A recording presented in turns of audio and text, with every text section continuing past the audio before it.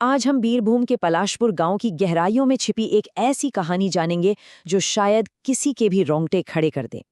लाल diary Hindi से ली गई ये कथा है मारूख की। एक ऐसा साया जो सिर्फ रात के अंधेरे में नहीं बल्कि दिलों में बसे सबसे गहरे डर का शिकार करता है। जरा सोच के देखिए, सुनसान रात है, आप कहीं बिल्कुल अकेले हैं और हवा में भी ना एक अजीब सी ठंडक है। तभी एहसास होता है कि कोई पीछे है। हिम्मत करके पलट कर देखते हैं तो सामने एक 12 फुट का साया खड़ा है। क्या होगा उस वक्त? चीख निकल जाएगी या डर के मारे जिस्म वहीं जम जाएगा? चलिए बस इसी सवाल के साथ इस खौफनाक कहानी के अंदर चलते हैं। तो इस कहानी की शुरुआत होती है नरेश से, एक कॉलेज स्टूडेंट जो शहर की भागम भाग से दूर छुट्टियां मनाने अपने दादाजी के गांव पलाशपुर आया हुआ है। पर उसको क्या पता था, है ना, कि इस गांव की शांति असल में एक धोखा है, एक पर्दा जिसके पीछे एक ऐसा खौफ छिपा है जो उसकी जिंदगी हमेशा के लिए बदल देगा। अब नरेश को शहर में देर तक जागने की आदत थी, तो आधी रात को जब उसने गायों की चीखें सुनी, ऐसी दर्दनाक चीखें, तो उसकी नींद टूट गई। बाहर तूफान भी था, बारिश, बिजली, लेकिन ये किसी जानवर की नहीं थी, ये आवाज थी खौफ की। और बस यही देखने के लिए कि आखिर हुआ क्या है, वो अकेले ही उस अंधेरे में निकल पड़ता है। गौशाला के पीछे वो जो मंजर देखता है, उससे उसके रोंगटे खड़े हो जाते हैं। एक गाय, उसका आधा कंकाल बस बचा हुआ है, बाकी सब बिखरा पड़ा है। अधखाया मांस, खून, ऐसा लग रहा था मानो किसी जंगली जानवर ने नहीं बल्कि किसी शैतान ने उसे जिंदा ही नोच नोच कर खा लिया हो। नरेश अभी उस सीन को देख के संभल ही रहा था कि पास के जंगल से एक अजीब, बहुत ही मीठी पर उतनी ही खौफनाक बांसुरी की धुन सुनाई देती है। पता है, ये धुन किसी आने वाले खतरे का सिग्नल नहीं थी, ये धुन खुद खतरा थी। ये थी मारूख की धुन। और गांव वाले कहते हैं कि जिसके कानों में भी ये धुन पड़ जाती है ना, वो अगली सुबह नहीं देख पाता। और फिर वो सामने आ जाता है, पेड़ों से भी ऊंचा एक साया। कोई मामूली साया नहीं था वो, एक 12 फुट की विशाल आकृति। और सबसे अजीब बात ये थी कि वो जमीन पर चल नहीं रहा था, वो हवा में तैरता हुआ सीधा नरेश की तरफ बढ़ रहा था। उसकी शक्ल मतलब किसी बुरे सपने से कम नहीं थी। जिस्म पर से मांस गल गल कर गिर रहा था और उसके नीचे से पीली हड्डियां दिख रही थीं। एक हाथ में वही मनहूस बांसुरी और दूसरे हाथ में एक लोहे की बाल्टी जिसमें किसी का सड़ा हुआ मांस और हड्डियां भरी हुई थी। उससे जो बदबू उठ रही थी ना, इतनी भयानक कि नरेश को लगा बस उसकी सांस अब रुकी जाएगी। वो भयानक चीज अपना हाथ नरेश की तरफ बढ़ाती है। नरेश की तो चीख गले में ही फंस कर रह जाती है। लेकिन तभी अंधेरे में से निकलकर आता है दादाजी का कुत्ता भोलू, और भोलू के जोर जोर से भौंकते ही वो साया ऐसे पीछे हटता है जैसे आग लग गई हो, और पलक झपकते ही गायब।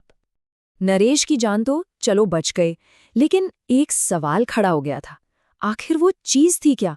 क्या ये सिर्फ नरेश का कोई वहम था, कोई बुरा सपना, या गांव वाले इस दहशत को पहले से जानते थे? तो नरेश तो बच गया था, लेकिन उसकी कहानी ये तो बस एक शुरुआत थी। असल में वो पहला इंसान नहीं था जिसने मारूख को देखा था।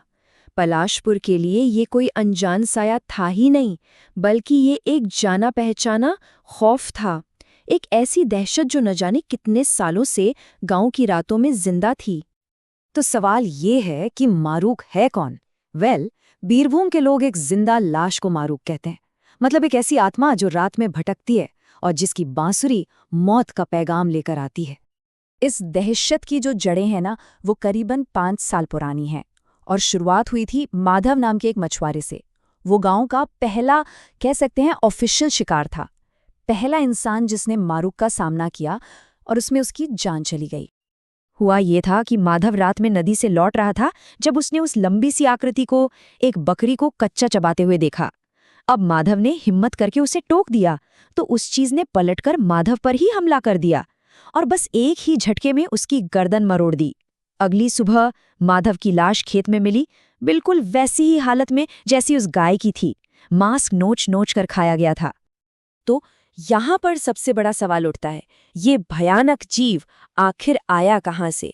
क्या ये हमेशा से ही ऐसा था या फिर इसके पीछे कोई और ही कहानी है?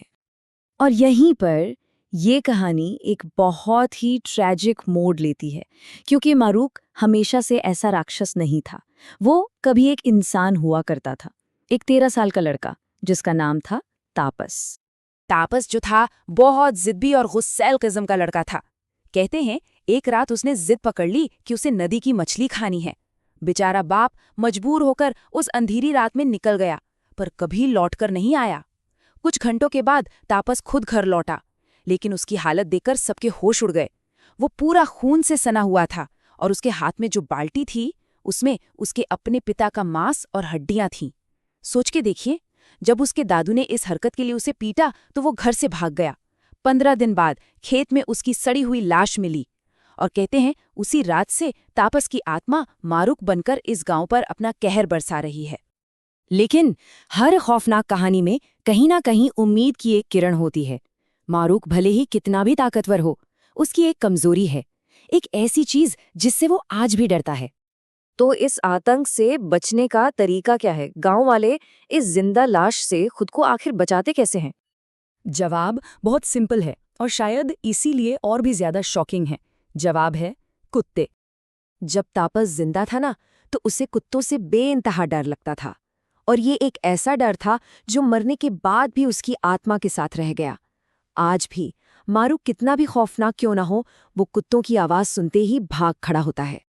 और बस यही वजह है कि आज पलाशपुर गांव के हर घर में एक कुत्ता जरूर मिलेगा। वो सिर्फ पालतू जानवर नहीं है वहां, वो उनका रक्षक है, मारूक के खिलाफ उनका सबसे बड़ा हथियार।